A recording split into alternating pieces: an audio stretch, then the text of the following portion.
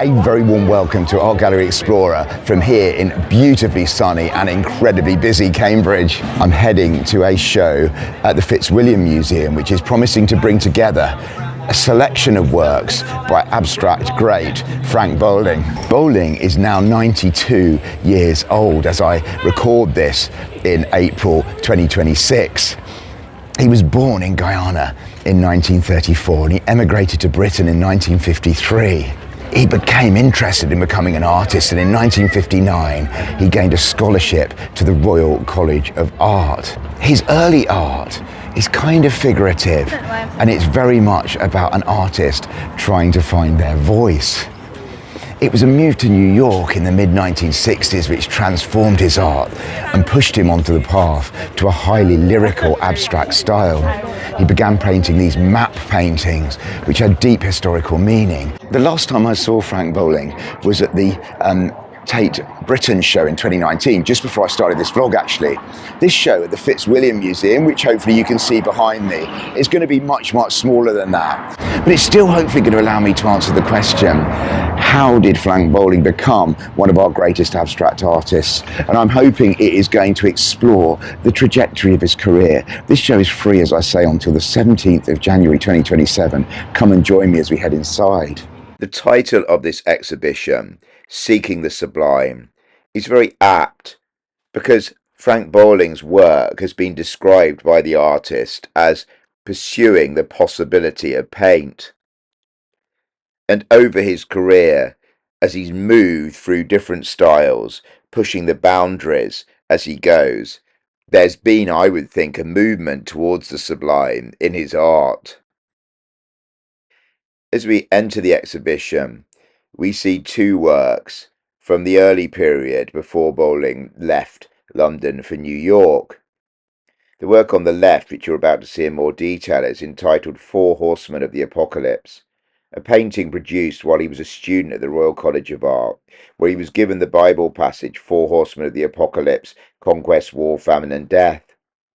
The painting, as you can see in the brushstrokes, hints at the abstraction that is to come, but we still see screaming heads, a prone body, fire.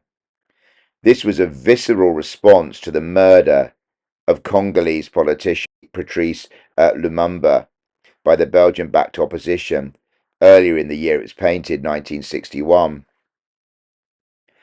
Beggar number 5 shows a ragged figure outside Bowling's variety store, the shop run by Bowling's mother in Guyana. She often took in beggars, and Bowling was required to wash their feet as a child before he could eat, something that traumatized him. Both of these works clearly are indebted to artists who were influential at the time, most noticeably Francis Bacon, but I saw little hints of Leon Kossoff as well. Well, interesting, maybe these aren't great works because Bowling is trying to produce art that society expects him to produce, as opposed to the art he wants to produce and later does. The exhibition explains that in the 1960s, Bowling saw a swan covered in oil near the River Thames. And this became a bit of a motif for him. And this section of the show is kind of a bit like Bowling's journey in microcosm. We see works like this one and this one beginning to strain at maybe geometric abstraction. The exhibition explains that he'd studied and was influenced by Mondrian. And then we contrast it with this much more abstract work from his mature period, which revisits the motif of the swan very differently. We might see the two early swan works as a bit of a impasse and a reason why he had to break out of the restrictions of London to New York and head to New York. In the second half of the exhibition, we see Bowling breaking through. We see two of his poured paintings. In 1973, Bowling began pouring paint to produce layered effects of contrasting colours. And in his studio, he built a tilting platform to pour paint from quite high, from up to 2 meters. And there's an element of both control and chance to these works. The work becomes much more about the aesthetic experience.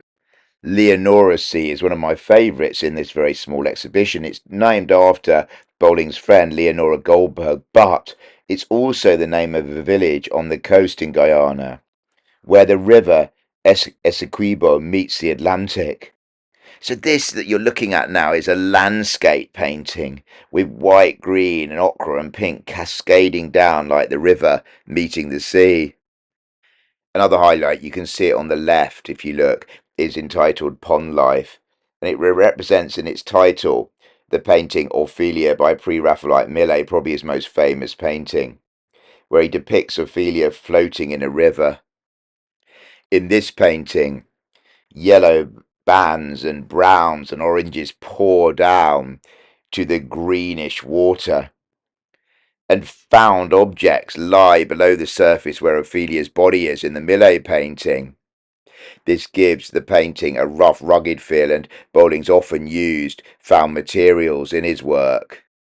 Tracy's bouquet refers to a bouquet of flowers sent to Bowling by Tracy Emin when he received his OBE, and he embedded fragments of the flowers into his painting.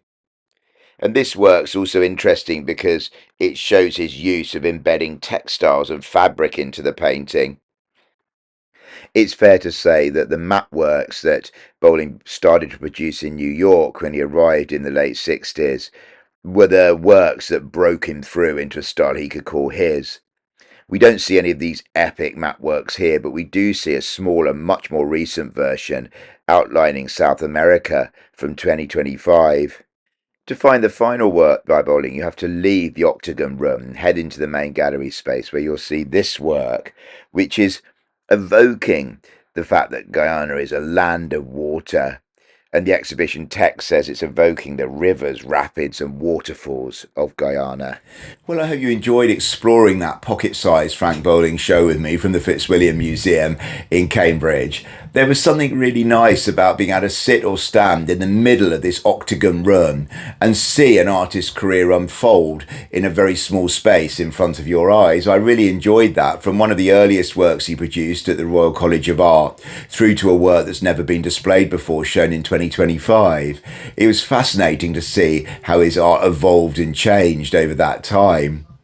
And I really enjoyed especially the transition between the works produced in London before moving to New York and then obviously the works in New York. And it obviously leads us to ask what triggered that transition. And quite clearly the exhibition points out that maybe Bowling felt a little bit overlooked in conservative post-war Britain, whereas in America he found freedom to be the artist he wanted to be, inspired by abstract art and pop art.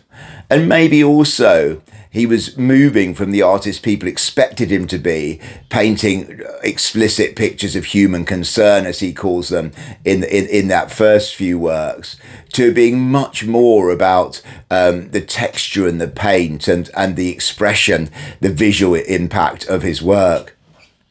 I was a tiny bit disappointed there wasn't an original matte painting from that first period in New York when he began to produce them, because they're a really important part of his transition from figurative to abstract art.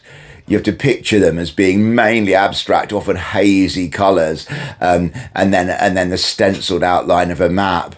I know that most of them would absolutely not fit in this room because they're often ginormous, horizontal style works of art. But maybe a smaller vertical one, because that was the space of the walls, like Travelling with Robert Hughes, may have added a little bit more of a satisfying transition from the figurative to the abstract. But you know, the compensation is seeing a much more recent matte work from 2025 of South America, with countries like Venezuela labelled, and obviously that has a particularly pertinent link to Bowling. So that was fine. And don't forget as well to go out of the Octagon Room and to the other Frank Bowling work, which I really enjoyed. Is it worth travelling up from London just to see this very small show? Only if you're a Frank Bowling super fan. But if you're in Cambridge, maybe visiting Handpicked, the show of flower paintings at the Kettle's Yard, or maybe going to the National Women's art collection and seeing the show on the Nicholson women, then this would provide a very satisfying part of an art day out in Cambridge. So do think about it. And it's on all the way till the 17th of January 2027. So if you're in Cambridge for any reason, I really urge you to go to the Fitzwilliam Museum. It's a really nice museum, actually, with a great art collection on that top floor. And I love the way it's sort of laid out in lots of ways, with the art all in one place, so you can circle round the riches that this museum has. My favourite paintings were the Leonora Sea, which I loved because it's a brilliant landscape, and also pond life as well, after Millet. I thought these two were the ones that got my heart beating a little bit faster. So yeah, they were my favourites, but this is a free exhibition, so make sure you spend something in the cafe or in the wonderful shop in the sort of newish modern extension to the Fitzwilliam Museum. And it was great to celebrate the life and career of Frank Bowling, and do you know what, it left me wanting more. I know it's not so long ago that 2019 show was at Tate Britain, but I did love it then, really loved it. It was a big hit as well on the London art scene, and so I'm definitely going to be seeking out if there's any private viewings of his works over the next year or so. And finally, if you're a fan of Frank Bowling's work, do post in the comments what you thought about this show and how well it represented him.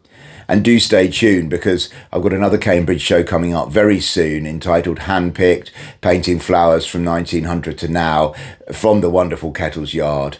So do stay tuned for that. And thank you ever so much for watching.